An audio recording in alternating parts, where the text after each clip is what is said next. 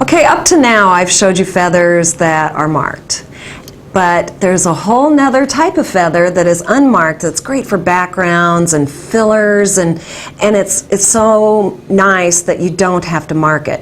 And it took me a lot of marked feathers before I was able to do this, but maybe you'll be a little bit quicker at it than I was. But I want to show you how to do a feather that's not marked at all. And it is a little bit different than the marked ones.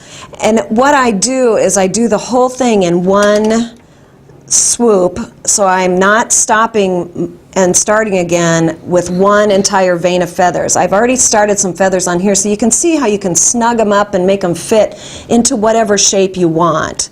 So I start with the top feather, so the very top of the vein is my top feather. And so I want to just make one big feather at the top, and then you can make your vein go any direction that you want.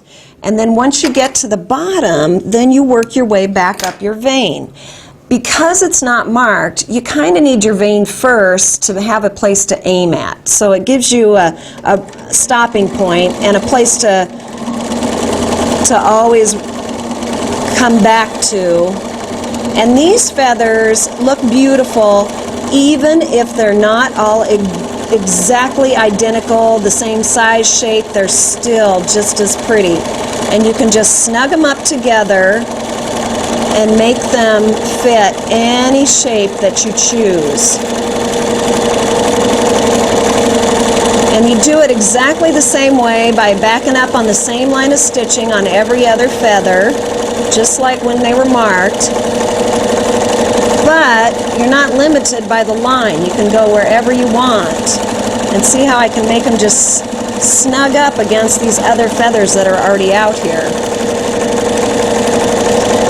It took me a long time to realize that even if they weren't all the same size and length, they're still beautiful. I've seen them done on so many other quilts and I love it.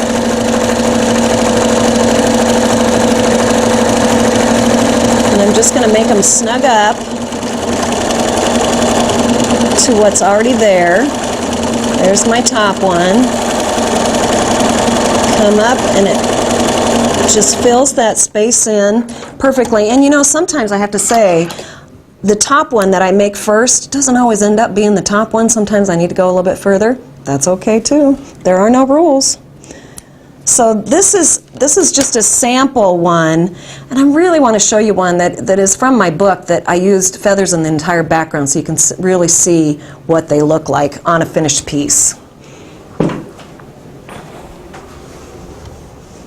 Okay, here is a quilt that has all the feathers already done in the background. This is a finished product, and you can see how beautifully they just fill in and complete this quilt and make it just a little bit more elegant than it would have been without.